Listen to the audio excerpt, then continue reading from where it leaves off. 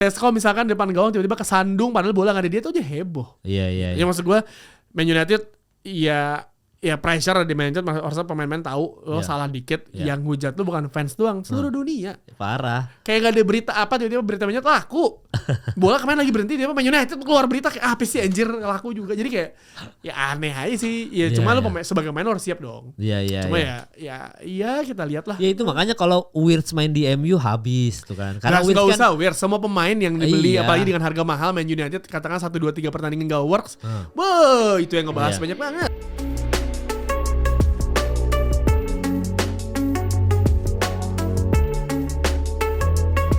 Ya buat teman-teman yang lagi nonton sekarang, kita tahu negara ini tidak baik-baik saja, makanya sebelum kita mulai konten ini, dan gue main ngasih tahu juga kan beberapa konten harusnya Senin Selasa ada tayang nih, baru up hari Rabu kan, karena podcast bola juga lagi libur, Bang Fu lagi sakit, terus Randi juga lagi ada kerjaan lah gitu, jadi nggak bisa take. Yang biasa Senin juga ada konten nggak jadi ditayangin, jadi baru naik hari Rabu ini. Nah tapi sebelum mulai konten bola bareng Tio hari ini ada yang lagi viral masalah 17+8, ditayangin dulu deh, siapa tahu ada yang kalian yang belum tahu dari sosmed, walaupun sebenarnya kalian udah tahu, tapi ini gue tayangin dulu. Nah itu dia 17+8 ya, 17 tuntutan gitu-gitu. Deadline-nya tanggal 5 yang mungkin tidak akan, nggak tahu ya diiyain kayak pemerintah. Kita mau udah pasrah aja ya, udah yang kayak udahlah ikut aja lah sama negara ini. Bingung. Tapi kalau dari lu yo menurut lu ini kan Pesta Pora ini tetap jalan ya. Ini tipis ya sebelum kita bahas bola ya. Pesta Pora kan tetap jalan, dan Ucup kan fans Liverpool, makanya ini tipis aja dulu. Karena kita nanti ada bahas Liverpool juga. Jadi nggak menurut lu atau dipospon? Ucup sebenarnya udah preskon ya dia bilang ya. Kalau so far misalnya kalau ngikutin dia, insya Allah jadi tetap berjalan. Karena kalau dipospon ya pasti banyak kalkulasi yang mungkin kita juga kurang paham ya. Tapi ya gue sih berharapnya, ya gue gak tahu juga ya win-win solusinya apa, tapi ya yang terbaik aja lah. Nonton bola nih kayak minggu ini aja kita mau upload konten bola, jadi gak nyaman gitu, kayak mau gimana, tapi masalah bola tetap harus berjalan juga gitu. Dan kalian juga pasti masih nanya kayak konten bolanya mana. Makanya hari ini gak ada podcast bola, gue sama Tio ya bahas yang tadi gue juga sounding soal Ucup adalah fans Liverpool, yang dimana Liverpool juga baru menang 1-0, menangnya juga sebenarnya untungnya ada free kick itu ya. Szoboszlai ya, free kicknya keren banget sih itu ya. Itu free kicknya emang keren banget. Misalnya lu lihat si Raya kan sebenarnya udah dari posisi dia agak bergerak ke sisi kanan ya. Misalnya dia dari sisi kanan, sisi kiri dia tendangannya Szoboszlai. Itu sebenarnya dia udah antisipasi nih pasti ke ujung banget nih, dan itu mengubah segalanya. Maksudnya kalau dibilang pertandingannya menarik ya menarik lah, apalagi bagi Arsenal, fans Arsenal sama Liverpool. Akhirnya Liverpool 100% rekor ya sejauh ini ya, menang 3 kali. Iya, nggak pernah, dia berapa kali ya Arsenal tuh nggak pernah menang 7 kali ya, nggak pernah menang di Anfield kalau nggak salah ya. Arsenal kalah, gue tuh kemarin prediksi bakal imbang. Either 0-0 atau sama, gue gak tahu, tapi gue berpikir akan imbang. Masalahnya adalah main di awal musim, dimana semua masih belum panas lah kasarnya, masih adaptasi, awalnya masih belum panas. Tapi ternyata pertandingannya menurut gue sebagai yang gue bukan fans Arsenal, bukan fans Liverpool, tapi gue sangat menikmati, walaupun gue sempat krip ketiduran ya. Ketiduran tiba-tiba kayak pas ada momen gue emang ada skipnya, terus pas gue nonton tayangan ulangnya yang mini match yang panjang, terus gue ngeliat golnya. Oke, ini berarti kan ya 1-0 golnya menjadi pembeda. Dan kemarin gue nonton komentarnya Peter Schmeichel kalau nggak salah, Corentin Van Pran, dia cuma bilang ya ini Arsenal bermain menyerang untuk mencari set piece. Karena ya itu senjata andalan. Gue tidak pernah mempermasalahkan gol dari corner mulu. Iya, namanya juga sepak bola, lu bisa nyetak gol dari mana aja kan. Iya, boleh aja. Kemampuan lu dari set piece, ya itu dimaksimalin gitu. Ya, tapi memang hebatnya Liverpool ya, gue juga kemarin pas nonton gue gila juga ya. Karena kan kita mengagumi set piece-nya Arsenal lah. Betul. Gitu. Dan itu berapa kali tembus gitu. Entah si Timber atau enggak Calafiori. Pokoknya tembus aja, intinya tembus. Kemarin itu kalau lu perhatiin ya, gue tuh kan nonton gimana mereka ngatur back ketika set piece ini kejadian ya. Liverpool itu dia tuh selalu kayaknya semua tim lain ngelakuin hal yang sama, cuma kayak Liverpool yang berhasil gitu. Ini kan kiper Alisson ya. Terus habis itu dia naruh 3 depan Alisson, Yang dimana 3 depan ini adalah dia tugasnya, ini kalau salah benerin aja ya, kalau menurut lu juga salah benerin aja yuk. 3 di depan ini dia itu tugasnya adalah memantau bola. Jadi bola ini ketika bola itu dilepas sama Declan Rice atau apa, ini bola ke arah mana nih? Dan itu ada Van Dijk di situ, ada gue lupa siapa aja si back-nya Liverpool. Ada Van Dijk, ada Konate di situ, walaupun Konate diganti ya sama si Joe Gomez. Ya, sama Joe Gomez. Tapi intinya ada Konate di situ, terus habis itu ada Van Dijk sama si Kerkes ini, 3 di depan ini. Nah, Szoboszlai itu dikemajuin. Jadi kayak dia bentuk 3 di depan gawang, tapi ada 3 lagi di depan. Di situ ada Szoboszlai, ada Wirtz di situ, sama ada satu lagi gue lupa. Iya, di sini di kanan. Nah, itu tugasnya jaga pemain. Jadi dia marking pemain. Jadi kayak dia bikin 2 tembok, entah 4 di belakang atau 4 di depan, tapi dia selalu Liverpool tuh bikin 2 tembok sehingga yang satu mantau bola kemana, yang satu jaga marking pemain. Dan Arsenal selalu gitu kan, mereka di luar dulu kotak penalti, begitu bola dilepas sama Declan Rice lari bareng-bareng. Nah makanya mereka tugasnya gitu. Gue nggak tahu itu Liverpool doang atau semua tim begitu ya? Yang apa nih? Yang berlakuin hal kayak gitu, maksudnya ini 3 di depan Alisson.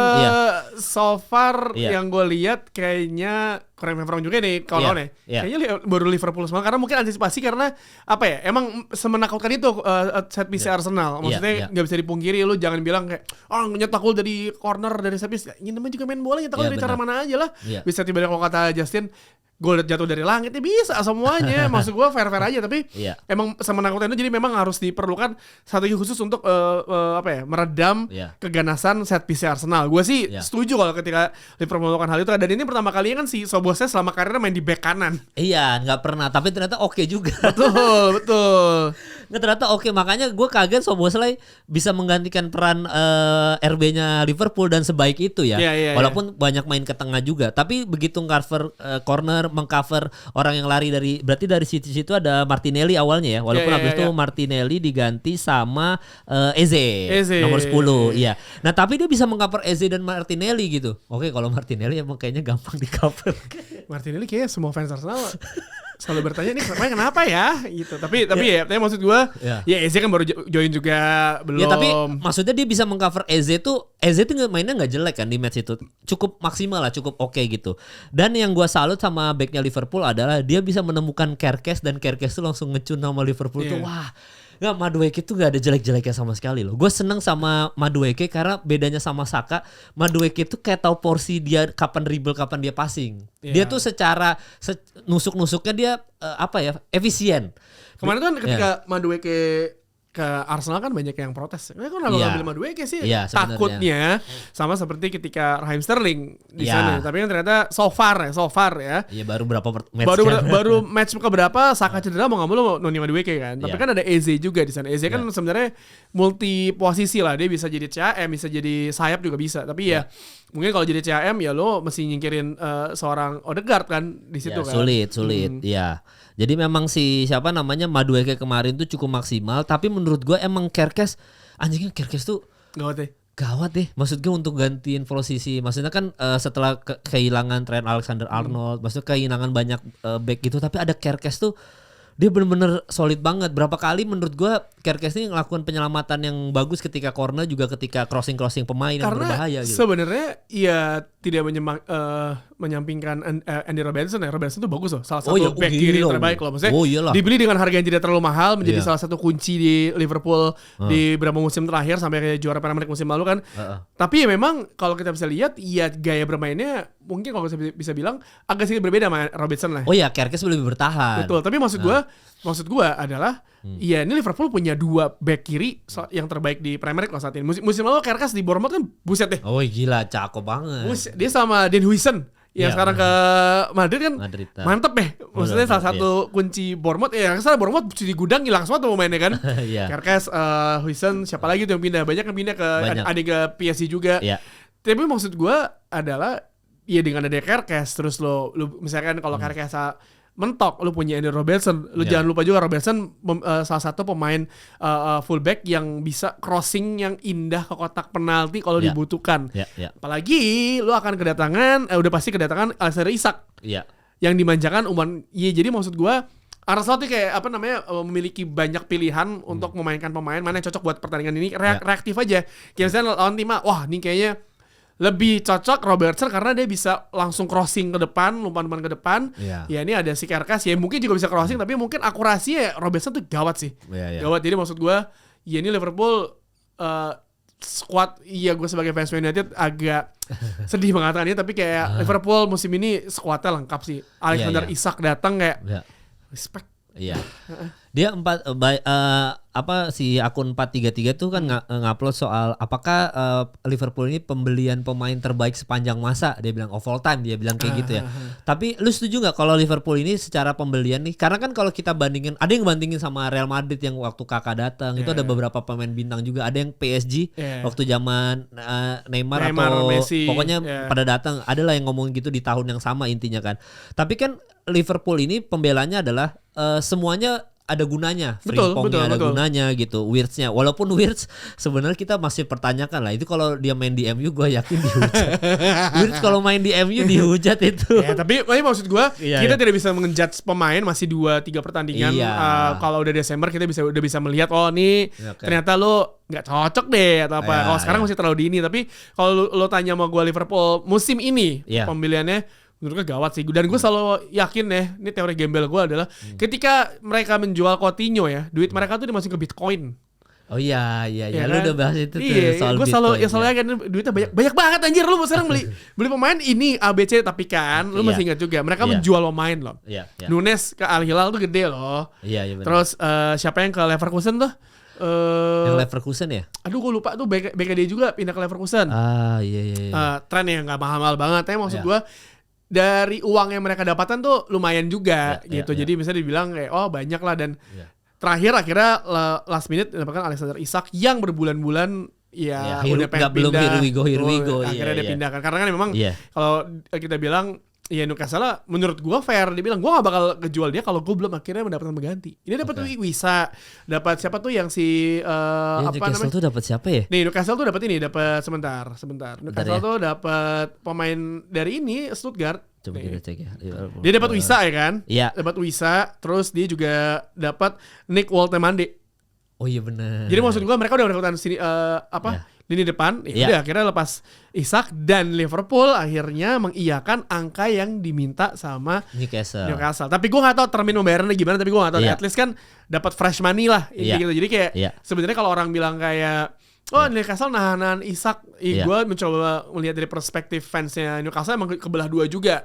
Tapi kalau gue ngelihat adalah Newcastle sebagai pemilik pemain, dia punya hak untuk menahan. Untuk tidak menjual pemain sampai dia dapat penggantinya. Iya benar itu gitu. Kan dari kemarin dia nungguin itu. Gue tuh selalu bilang bahwa ya masa gini, Isak itu kan karyawan. Dia mungkin gue gak mau main lagi, gue mau pindah. Iya. Kalau mau pindah, gue ada penggantian dulu dong, baru lo ini. Baru cabut. Dan Newcastle punya valuasi sendiri yang menunjukkan bahwa Isak harganya segini loh, 120, 130 gue lupa deh. Valuasi segini, lo gak bisa cabut kalau nggak ada tim yang mau kayak gitu. Dan Liverpool yang berani ngeluarin seperti itu. Dan dengan datangnya Isak, gawat nih di depan Liverpool. Gila Walaupun Isak itu kan nggak main kompetitif dari preseason dong. Tapi untungnya ada jeda internasional 2 pekan. Nah 2 pekan ini bisa jadi dimaksimalkan sama Isak sama tim fitnessnya Liverpool untuk jadi maksimal. Walaupun mungkin tidak akan mulai dari starting lineup, bangku cadangan dulu. Tapi at least adanya Isak, alternatif di depan Liverpool gawat sih. Lo mentok Ekitike atau siapapun di depan tuh Isak masuk. Salah pusing ada Isak. Jadi maksud gue ya ini pemain yang selalu menyulitkan Liverpool ketika bermain Newcastle ketika bermain Liverpool sih. Tapi ya akhirnya dia pindah juga. Ya semoga aja maksudnya nggak flop ya harga segitu loh. Dan gede banget FYI itu Isak itu juga injury prone. Ketika pindah ke Newcastle pertama kali dia tuh agak main berapa kali bisa kalau nggak salah dia cedera lama lah. Iya. Cedera tapi akhirnya bisa balik lagi dan musim lalu musim terbaiknya dia menurut banyak orang. Gitu. Dan ya wajar maksudnya kalau Newcastle menghargai dia segitu. Tapi kan kalau Liverpool ingat adalah ketika ada satu pemain Newcastle juga yang pindah ke Liverpool barengan Luis Suarez ya masa Andy Carroll. Andy Carroll. Andy Carroll tuh scamnya Mac Ashley sih. Scamnya Mac Ashley ke Liverpool sih. Tapi maksud gue kayak ya good luck for Isak. Akhirnya dramanya selesai dan Newcastle juga mendapatkan penggantinya juga. Ada 2. Jadi ya maksud gue ya it is what it is. Ya kita akan menjudge sampai di akhir musim nanti sih. Ya itu yang baiknya Kwanzaa. Gerald Kwanza, betul. Gue juga lupa namanya siapa ya waktu itu. Namanya agak pakai QQ Kwanza. Gerald Kwanza. Nah, tapi kan kemarin tuh sempet Chiesa yang main kan untuk posisi tengah kan. Jadi mereka ada Chiesa, terus ada Ekitike sama Isak. Kalau lu jadi slot lu masang siapa? Formasi yang lu untuk depan ke belakang lu siapa? Sebentar. Kira-kira. Gue juga dari tadi buka tuh. Bisa kan lu jadi slot karena ini kan pemain lu udah banyak kan. Ini Frimpong kan masih cedera lah ya. Kita nggak usah ngomongin Frimpong berarti. Kalau back juga kita masih Virgil van Dijk, Konate udah pastilah masih gitu lah ya. Menurut gua di kanan kalau misalkan Szoboszlai juga masih oke, ya bisa dipaksain di sana kan. Maksudnya bukan pertama kali sebuah tim memainkan pemain yang bukan di posisinya. Ingat ketika Man United ngalahin Wolfsburg, itu yang jadi back itu Michael Carrick sama Takis Evra deh kalau nggak salah. Semua tuh acak adu lah intinya semua. Madrid tahun lalu Sumeni. Maksud gue kalau misalnya itu ya ada Szoboszlai. Konate sama Van Dijk nggak bisa diapain lah. Nggak bisa udah. Itu dua itu emang. Tapi kalau emang dipaksakan juga ada Joe Gomez bisa di bek kanan. Joe Gomez. Atau enggak memaksa Kerkes ke kanan, Robertson di kiri, nggak ada yang tahu kan? Iya bisa aja. Bisa aja. Lu lebih baik Robertson tetap di posisi dia atau Robertson yang geser? Nggak tahu, belum pernah coba nggak sih? Gue nggak pernah melihat. Kayaknya Robertson geser kayaknya nggak bisa dah. Kalau Kerkes masih mungkin tuh. Karena menurut gue semua bisa dicoba. Dan Liverpool punya semua alternatif yang mereka butuhkan kalau pemain satu cedera dia ada lagi karena musim lalu aja kita masih ingat si Arnold tuh dapatnya Chiesa doang ya sama Endo atau siapa gitu. Iya, pokoknya Endo Chiesa. Ini dapat karena tim lain kan jelek. Ini dapat banyak pressure di Arnold sekarang nih di pelatih mereka di manajemen juga karena lo dapat pemain banyak, at least lo mempertahankan Premier League, Liga Champion dong. Harusnya juara lagi ya. Iya kan, maksudnya Premier League mempertahankan Liga Champion dengan pemain sebanyak ini. Pressure di situ loh. Maksudnya ketika lo datang pemain banyak dan makanya Gravenberch nggak bisa dipungkiri lah. Nih jadi kunci kesuksesan slot. McAllister juga. Terus udah tapi kalau menurut gue yang bikin puyeng nih di depan sih. Iya. Satu tempat yang udah pasti mau Salah. Iya. Lo mau geser mau Salah? Nggak mungkin dong. Palingan bisa dicoba Ekitike atau enggak Isak. Di mana nih? Tapi Ekitike bisa main di sisi kiri. Bisa melebar di kiri. Gakpo. Tapi awal musim ini Gakpo jago banget loh. Gakpo jago banget maksud gue. Karena menurut gue pemain ini dengan datangnya pemain baru ya, dia terpacu untuk menjadi yang lebih baik gitu. Jadi lu ada saingan per posisi. Jadi gue pas latihan masih bagus. Kalau gue jelek, gue take out nih.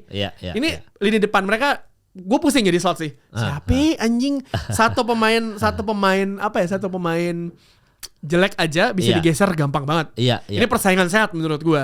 Tapi ya maksud gue ya Salah udah pasti nggak mungkin digeser. Nggak mungkin. Isak sama Ekitike bisa dicoba kiri kanan ya. Gakpo, front width, terus juga ya menakutkan juga sih. Kalau gue sih kalau jadi slot ya gue memberanikan diri loh untuk coba nggak mainin Salah berapa match. Maksudnya bukan mainin ya mungkin jadi super sub lah Salah gitu ya. Tapi gue memberanikan diri untuk Salah kayaknya nggak starting line up ya kalau gue jadi slot. Emang nggak bisa. Cuma mereka mumpung masih awal season, kayaknya mereka harus cari ramuan. Feeling gue akan dicoba kayak misalnya Piala Liga atau Piala FA. Kalau Premier League mungkin nggak mungkin, kecuali Salah cedera atau apa ya. Baru Salah Salah nggak mungkin tergantikan coy. Iya tapi masalahnya memang Salah kayak Salah. Iya benar. Masalahnya match lawan Arsenal kemarin juga kan dia kayak nggak ngapa-ngapain juga masalahnya. Tapi kan Salah kan ada momen dia off banget. Ada momen tiba-tiba gak kelihatan sepanjang pertandingan tiba-tiba nyetak gol kayak anjir Salah just being Salah aja maksudnya.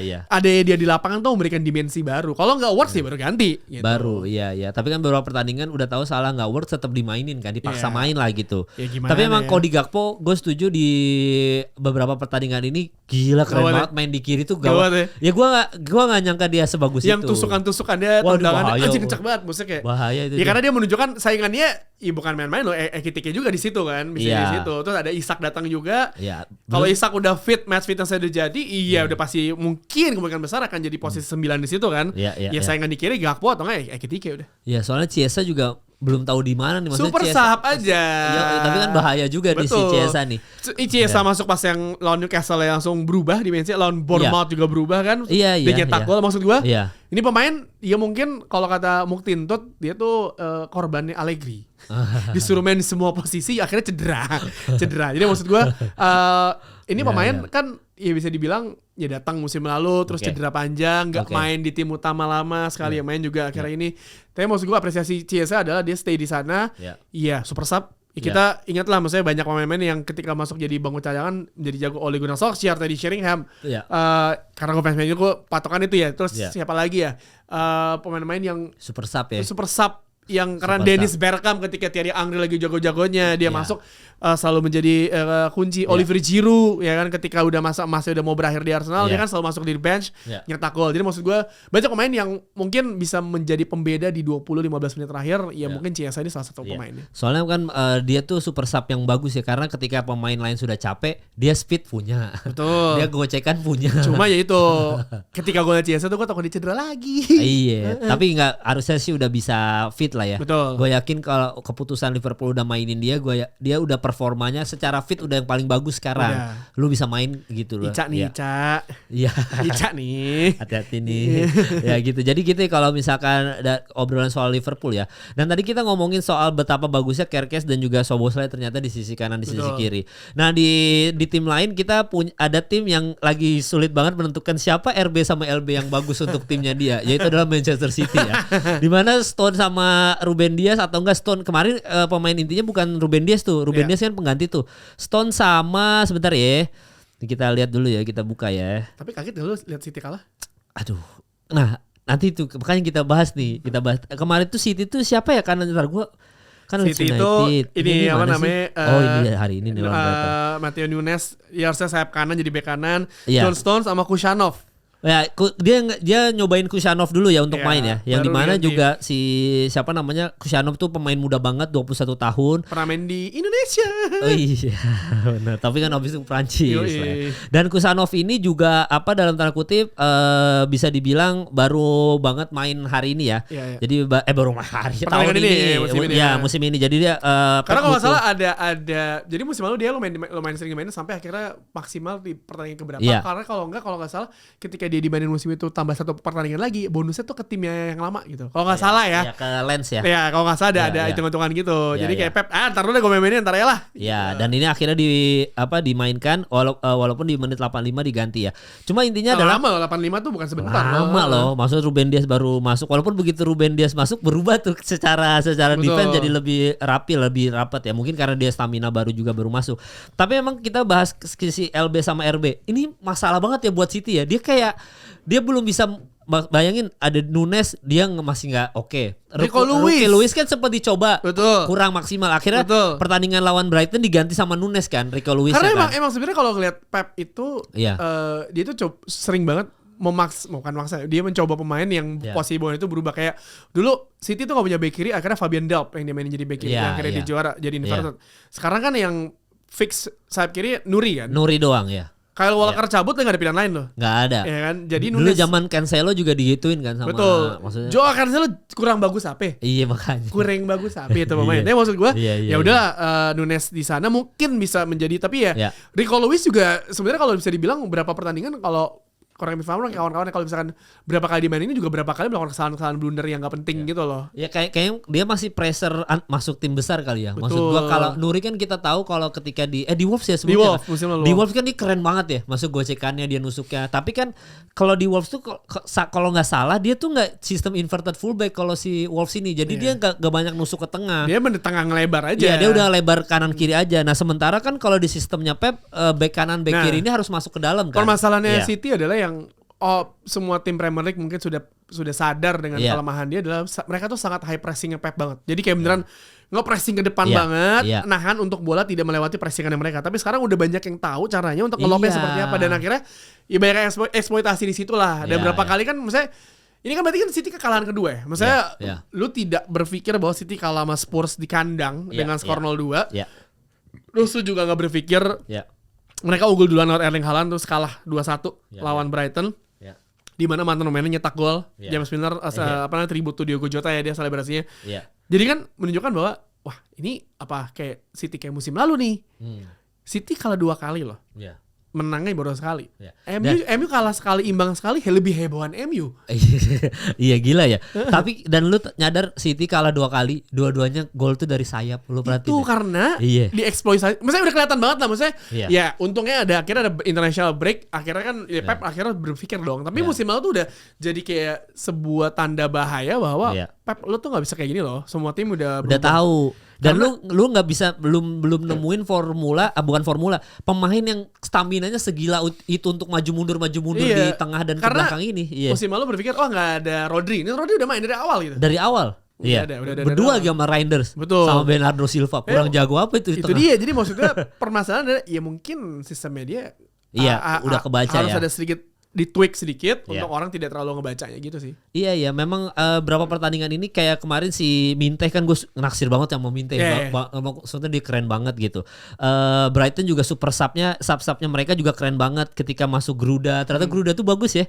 Terus si Ruter juga bagus banget ternyata gitu. Maksud gue ketika lu kan tahu sisi sebelah kanannya City ini lemah banget. Maksudnya dalam tanda kutip mereka coba Rico Lewis hancur banget. Terus dia ganti Nunes pun hancur. Nunes pun diganti sama Rico Lewis lagi di menit ke 85 ya udah makin hancur. Nah, jadi Mitoma sama si Baleba mereka benar-benar mengeksploitasi habis-habisan kan. Berapa kali blundernya di sisi sebelah kanannya City dieksploitasi sama Mitoma gitu. Habis itu masuk Gruda sama masuk si Ruter. Makin jadilah itu kehancurannya City ini. Makanya kalau gua sekarang nyadar bahwa harusnya Pep memang bukan nyetop inverted fullback, tapi dia memaksimalkan LB sama RB sesuai dengan fungsinya aja. Ya maksudnya kan dia mereka 4 back kan. Ya udah. Eksperimen aja emang. Iya harus dicoba. Itu kerjaannya overthinking aja mah. Iya batu. Jangan kan gitu orang ditegur sama fansnya jadi ngamuk. Maksud gue. Tapi maksud gue kayak dia gitu ya udah ada hasilnya. Treble Premier League berkali-kali. Lo nggak rekornya gila loh maksud gue. Belum ada tim Premier League yang bisa menang gelar juara 4 kali berturut-turut. MU aja sama zamannya Alexnya nggak bisa gitu. Iya 4 kali berturut-turut. 3 kali mentok. Tapi maksud gue ya akhirnya lo ada masa turunan juga, tapi harus cepat berubah sih. Maksudnya harus cepat bereaksi sih. Iya. Jadi memang semoga City Pep Guardiola di jeda internasional bisa tidak batu ya. Betul. Karena sayang banget ini sebenarnya kalau lihat permainan mereka tuh dia si Oscar Bob-nya Marmos itu sebenarnya bagus banget loh. Betul. Untuk orang yang baru main lagi ya. Maksudnya kan kalau Oscar Bob baru hari ini dimaksimalkan lagi baru musim ini nih dari awal udah starting line up gitu. Usia masih muda dari Manchester dari City 16 ya? Dia tapi kan dia bukan orang Inggris kan? Ya dari orang Swedia ya. Dia. Maksudnya kan baru dimaksimalkan starting line up musim ini. Ternyata oke gitu langsung nyetel apa segala macam. Berapa kali ngebantu gol juga gitu. Jadi sayang banget ketika ternyata kekalahannya City itu 2 pertandingan selalu dari sayap dan itu LB dan RB mereka gitu. Nah kalau udah dimaksimalin sama Pep nggak inverted fullback aja itu udah pasti bahaya lah. Lu bayangin lu punya Mauri ya kan. Terus depan lu siapa Marmos. Wah buset itu mah. Kalau dia mau ngobrak-abrik semua pertahanan musuh kan ngobrak-abrik gitu. Cuma sama kayak waktu ketika lawan Tottenham kan. Ketika lawan Tottenham kalau misalkan si Marmoush atau Haaland tuh nyetak gol, mungkin situasinya akan berubah. Ya, tapi ini kan ya setelah Haaland nyetak gol terus Brighton just being Brighton gitu. Maksudnya Mitoma yang mungkin orang mikir Mitoma musim lalu one season wonder atau apa. Ternyata masih bagus. Tapi ya maksud gue ya harus ada perubahan dari yang dilakukan Pep sih. Lo gak bisa gini terus karena tim-tim Premier League udah pada tahu gimana cara main lu, gimana cara ngeredam lu dari musim lalu, dari musim lalu yang mereka kalah mulu tuh yang kita kayak apaan sih City kayak gini gitu. Iya. Nah itu ya jadi kayaknya yang dibahas minggu ini itu dong sih karena kan West Ham United menang 3-0 ya udah. Terus habis itu apalagi Chelsea 2-0 ya. Tapi emang Chelsea tuh mainnya sebenarnya gue kan waktu podcast bola minggu lalu gue bilang MVP gue siapa? Joao Pedro. Menurut gue Joao Pedro nih gila banget. Gue di FPL gak masukin Joao Pedro. Oh lu di FPL Joao Pedro ya? Jadi kapten. Mancing masuk ya. Karena gue tau Fulham bisa nih. Iya tapi memang fenomena Joao Pedro ini ya. Maksud gue kan dalam tanda kutip Joao Pedro tuh kan baru masuk di Chelsea musim ini. Pas lagi Piala Dunia Antar Klub kan? Iya Piala Dunia Antar Klub. Di situ dia udah kelihatan potensinya. Walaupun kita tahu kalau kita lihat dari Brighton sebelumnya kan dia pemain Brighton kan. Kalau di Brighton potensi dia bersinar adalah gitu. Ada banget lah gitu. Kelihatan lah dari Brighton peringkatnya di musim lalu apa segala macam. Nah ketika masuk Joao Pedro kan masuk ke Chelsea kita tuh udah mikir bahwa ini London pertama itu satu, ini Chelsea gitu. Yang dimana banyak pembelian pemain Chelsea yang jelek. Maksudnya dia ngabisin uang segitu banyak nggak ada impactnya. Sampai akhirnya musim ini udah kelihatan lah. Udah. Kaisedo-nya. Serem. Ya udah serem banget gitu. Sebenarnya di akhir musim lalu udah kelihatan gimana Chelsea bermainnya terus di Piala Dunia Antar Klub mereka akhirnya juara. Itu kan udah kelihatan bagaimana efektivitas Enzo Maresca di sana ya. Dan kedatangan Alejandro Garnacho yang Garnacho masih punya misi sendiri bahwa membuktikan bahwa kritik orang, apalagi fans Man United pada dia itu salah, gitu. Tapi kalau ngomongin Chelsea musim ini, kalau ngeliat lawan Fulham itu udah momentum di mana Fulham memegang bola banget. Ada golnya dari si Josh King itu dianulir tipis banget. Bukan tipis karena nginjak pemain yang sebelum ngirimkan umpan ke Josh King tuh dia nginjak pemainnya Fulham. Akhirnya dianulir. Kalau itu gol mungkin beda lagi. Terus ada beberapa adegan-adegan, tapi sepak bola bukan sekadar tentang momentum dan juga pemain bagus. Terkadang lu ada satu kesempatan besar, lu dimaksimalkan, mood lu berubah semuanya. Ketika Joao Pedro nyetak gol, Fulham masih berpikir bisa mengejar, tapi ketika akhirnya ada penalti itu bubar. Itu gue kayak mikir lu gak bisa ngejar. Waktu juga udah mepet banget. Akhirnya Enzo Fernandez nyetak gol 2-0. Menurut gue nggak tahu ya, kalau fans Chelsea mungkin berpikir bahwa masih agak ragu-ragu ngeliat berkaca dari musim lalu, tapi kalau ngeliat cara mainnya kayak gini, ya misalnya lu kalau ngeliat tim-tim yang juara musim-musim sebelumnya ugly win, tapi lu main jelek tapi tetap selalu menang, itu kan menunjukkan bahwa ada sesuatu nih di tim lu nih, lu ada fokus di sana. Jadi Chelsea menurut gue musim ini bisa seru sih nontonnya ya. Seru. Ya gue lagi mantau Joao Pedro ya. Maksudnya di saat ini si Palmer lagi cedera kan. Palmer lagi cedera. Liam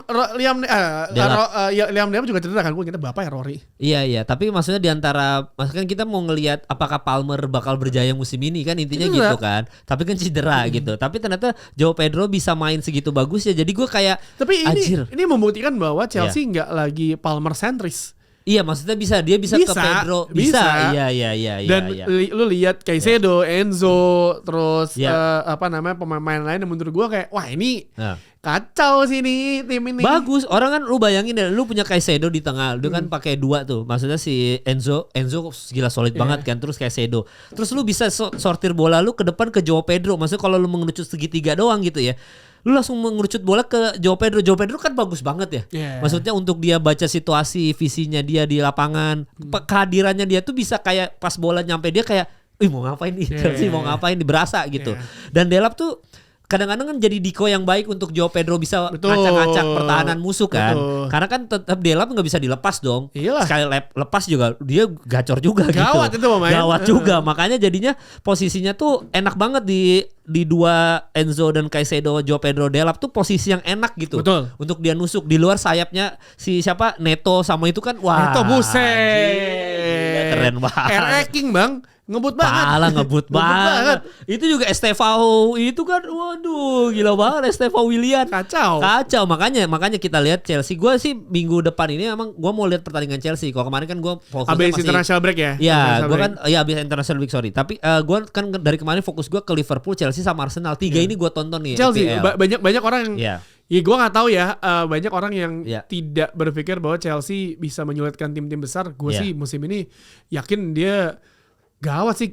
Serem cuy liat Chelsea. Serem. Gila. Itu si Donnarumma jadi gak sih? City tadi udah fix kan? Udah fix. Berarti Trafford udah mungkin kegeser nih ya. Belum tentu. Masih bisa Trafford Pep juga. kan suka mantep tuh otaknya. Bisa aja ya, aneh. Nah, si MU kipernya siapa jadinya? Yang dari Belgia itu? Ya dari Belgia. Si Martinez gak jadi udah. Jadi gini, kalau yang gue baca adalah pilihan pertama sebenarnya Martinez, tapi Man United ini kan terkenal dari dulu yain aja semua minta apa, klub lain minta apa dia yain karena duitnya banyak. Sekarang kan mesti berhitung ya. Jadi situasinya adalah ketika Man United ini mau ngambil Martinez, dia itu sebenarnya Aston Villa mau ngambil Jadon Sancho. Gue lupa deh tukar tambah atau apa. Jadi pokoknya ada Sancho di dealnya Martinez. Nah, si kampret satu ini ya kan gak mau nurunin gaji. Kalau dia pindah dia turun gaji dong. Si kampret ini benalu ini gak mau turun gaji. Jadi dia gak mau. Kasian sebenarnya. Gue berharap, kalau gue pribadi gue berharap Martinez. Maksudnya Martinez bisa jadi komen di belakang loh. Iya bagus ya. Setelah Van de Sar itu yang berisik tuh gak ada. Siapa? Maksudnya lo ngelihat si De Gea. De Gea tenang banget. Tapi yang komen back ya butuh Martinez tuh lumayan vokal. Iya benar. Iya lumayan vokal. Tapi gini nih. Juara Piala Dunia lagi. Betul. Jadi udah secara mental bagus. Tapi gue kasihan Martinez ketika ini dia tuh Martinez udah mau pengen pindah ke Manchester United. Dia bilang Lisandro Martinez juga bilang mau pindah. Tapi Man United kan selalu berpikir. Misalnya kalau mereka tuh sekarang musim ini mau beli pemain kalau pemainnya mau. Nah, Martinez itu jadi udah mau nih diambil. Oke. Tapi si Sancho-nya si kampret ini nggak mau pindah dengan situasi seperti ini. Dia mau dipinjemin. Jadi 80% gaji Sancho ditanggung sama Aston Villa. Iya, Aston Villa ya. 20-nya Man United. Kan gila tuh orangnya. Yang kasihan Martinez menurut gua. Jadi kalau misalnya MU tuh United tuh lagi nego 2. Kalau ini collapse, kan udah deadline, ini collapse, ini langsung nih istilahnya sih. Tapi pertanyaan gue ke manajemen Man United, kenapa nggak dari kemarin anjing? Kenapa? Tim tolol. Itu maksud gue kayak kenapa lu pepet lu memahamin satu gitu, the power of kepepet, lu kaget ngeliatin Bayindir kemarin kayak gitu, kalau lawan Burnley ya kan. Onana juga sama ketika lawan Grimsby ya kan. Parah. Jadi maksud gue, ya ada kesalahan di Man United juga yang terlalu lama. Lu sebenarnya bisa ngambil Dibu dari pre-season udah bisa. Tapi ya mungkin pertanyaannya adalah ya mungkin dia mencari win solution untuk menghilangkan pemain-pemain ini kan. Berarti kan sekarang yang belum lepas ada Malaysia. Malaysia ya. Malaysia. Anthony udah ke Real Betis. Ya udah aman. Garnacho udah cabut. Rashford udah gak ada ke Barcelona. Jadon Sancho akhirnya ke Aston Villa. Nah, gue gak tahu nih di Aston Villa apakah dia works apa enggak karena gini deh, he's a good player, skillful, tapi kalau attitude kayak gitu nggak bisa. Lu mau ngapain? Maksudnya kayak fans Man United sekarang masih juga kesel karena yang gue baca situasi seperti itu ya. Tapi akhirnya ke Lamens dan pertanyaan gue kepada kiper Man United atau nggak sih Lamens yang baru datang ini, bro, lu bisa nepis tendangan penjuru gak? Pertanyaannya dari awal musim masalahnya tendangan penjuru gelagapan semuanya, malu nonton tendangan penjuru kan lu dapet tim yang kayak Arsenal atau Liverpool gitu bubar sih. Sama Chelsea juga bagus bubar. Elah. Tapi ya gue kan nge-tweet gitu di Twitter kan. Ini pemain bisa kan nih nepis corner. Terus akhirnya ada orang yang nanya pakai grok ya agency Twitter. Nanti statistiknya nggak jelek-jelek banget lah. Bagus lah ya. Tapi maksud gue di Liga Belgia kan yang serem set piece siapa gitu. Ya maksudnya nggak apple to apple. Premier League is another level lah gitu. Walaupun kemarin Man United ya menang 3-2 lawan Burnley, ada banyak kesalahan-kesalahan yang gak penting yang seharusnya Man United udah bisa kill the game sejak babak pertama gitu. Yang amat nendang ke atas, terus juga kesempatan dibuang-buang secara percuma. Ya beruntung ada penalti di terakhir. Untungnya gitu. Gol ya. Ya kembali lagi dengan drama Diogo Dalot yang telat untuk menutup gol keduanya si Burnley itu kayak itu kan sebenarnya posisinya dia ketika itu di cover sama De Ligt kan. Tapi bermula dari Brunei juga lepas menjaganya. Maksud gue banyak yang evaluasi lah. Selalu seperti itu dan gue selalu berpikir ternyata Man United cocok main di Championship ya. Lawan tim kayak Burnley aja susah loh. Udah gitu menangnya kayak seolah-olah udah juara EPL. Tapi gue agak kesal dengan orang-orang yang merayakannya segitunya. Napoli kemarin menang 1-0 tipis loh sama tim yang dia merayakannya gitu. Maksud gue Man United butuh kemenangan buat naikin spiritnya. Dan itu menurut gue ya udah lu kan gini. Ya nggak bisa dibandingin, tapi misalnya ketika Man United kalah tuh beritanya nggak bisa. Imbangnya lawan Fulham bro. Imbang lawan Fulham orang mikirnya kalah. Ini bayangin aja. Ya kalau lawan Grimsby emang udah absurd ya. Itu udah absurd. Tapi Onana dari semua penalti 5 tuh ketepis, 1 doang yang bolanya gak masuk gawang, sisanya masuk ke gawang. Kan di demo ada tulisan tuh Adil Onana. Kasian tapi gue udah gak bisa ngebela dia lagi. Kemarin 2 gol Grimsby itu gara-gara dia mah. Iya makanya. Kayak maksud gue, ya udah nih udah 3-2, udah dapat pemain-pemain baru. Pertanyaan paling mendasar adalah kok lu gak beli pemain tengah? Kalau gue kan Mainu mau cabut jadi? Gak dilepas. Karena kalau gue jadi pelatih, gue tuh butuh pemain tengah yang stabil. Casemiro he's a good player tapi udah tua dong. Udah tua ya. Lo nggak bisa memaksimal. Misalnya lo nggak bisa mengharapkan Casemiro fit siap pekan bermain gila seperti kayak di Real Madrid udah toku coy. Iya nggak bisa. Ya datang kemarin sempat katanya rumornya Baleba atau nggak ada Wharton nggak jadi juga. Ya, sekarang kalau lihat gelandang Man United tuh, jadi dari Sir Alex cabut tuh MU tuh beli gelandang tuh dikit ternyata. Iya, Fellaini, Herrera, Juan Mata, terus ada si Schweinsteiger. Oh, Schweinsteiger ya. Ya, Schweinsteiger tapi kan kayak gitu Schneiderlin. Schneiderlin. Iya, terus nanti kan Schweinsteiger tuh 2 musim doang. 2 apa 3 gitu loh. Jose Mourinho cabut terus. Setelah itu siapa lagi gelandang? Enggak ada. Siapa? Ugarte. Casemiro. Siapa lagi gelandang? Sebenarnya permasalahan Man United itu adalah gelandang. Kalau gue ngeliat dari dulu adalah dulu ketika kenapa Man United bisa progresi bola enak banget. Dia punya Paul Scholes. Bola dari depan kotak penalti Man United bisa tiba-tiba ke depan kotak penalti lawan. Itu dia doang yang bisa. Lu nggak ada pemain lain yang seperti itu. Jadi ya maksud gue, lu punya Michael Carrick dulu yang bisa progresi bola. Lain itu juga kan pembelian Moyes. Era Moyes kan? Moyes. Panik buying. Tapi ya maksud gue bukan panik buying sih, lebih ke dulu tuh Everton nawarnya ngasih angkanya murah. Yang ternyata nggak mau, tiba-tiba udah panik Everton ngasih angka semua maunya diyain. Nah, gak bego ya Glazer ya. Jadi ya dengan kalau ngomongin Man United sih, kalau lo nanya gue happy apa nggak dengan si transfernya, ya gue happy dengan lini depan. Tapi lini tengah lu tuh bobrok banget, hancur. Tapi mungkin Amorim punya pemikiran, tapi katanya Amorim tuh meminta apa, tapi kayak nggak di push atau apa gitu. Ya gue nggak tahu juga ya. Misalnya manajemennya kan ajaib ya. Maksudnya apapun yang Man United lakukan pasti jadi berita gitu. Gue yakin misalkan Sesko ngupil, heboh.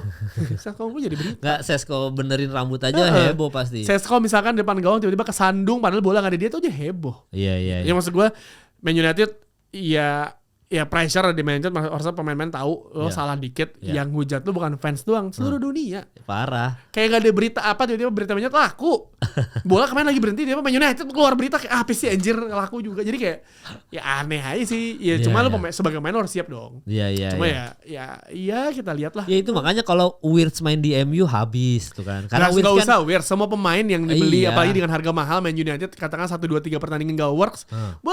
Itu yang ngebahas banyak banget. Iya, walaupun tadi juga lupa bilang kalau Wirtz kan belum mengeluarkan seluruh kemampuannya. Dan gue yakin ini kan karena kepotong international break, setelah ini akhirnya ngegas dan kita baru bisa melihat setelah itu Desember Januari lah lo ngeliat lah. Even Gyökeres juga ya, walaupun kan Gyökeres dimatikan Van Dijk sama Konate segitu. Sama De Ligt juga bisa apa-apain gitu. Iya makanya kan. Jadi kita lihat setelah international break ini Gyökeres ini emang jago apa enggak? Cocok enggak? Maksudnya kalau jago mah jago. Maksudnya cocok enggak main di IPL nih? Dan kalau misalnya bandingin Gyökeres sama Sesko ya enggak kayak Sesko main dari bench mulu. Iya. Cuma kemarin ada momen dia loncat tinggi banget. Iya. Sesko.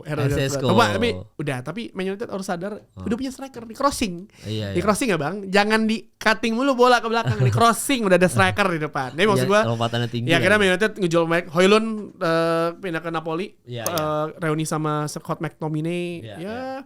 We'll see lah. Ya gue sebagai fans Man United ya pasrah aja gak sih? Pasrah aja ya. Emang cobaan terberat adalah lu udah lahir sekali di dunia jadi WNI dan juga jadi fans MU ya. Betul. Fans hacker juga lagi. Thank you udah nonton episode kali ini, sampai bertemu minggu depan.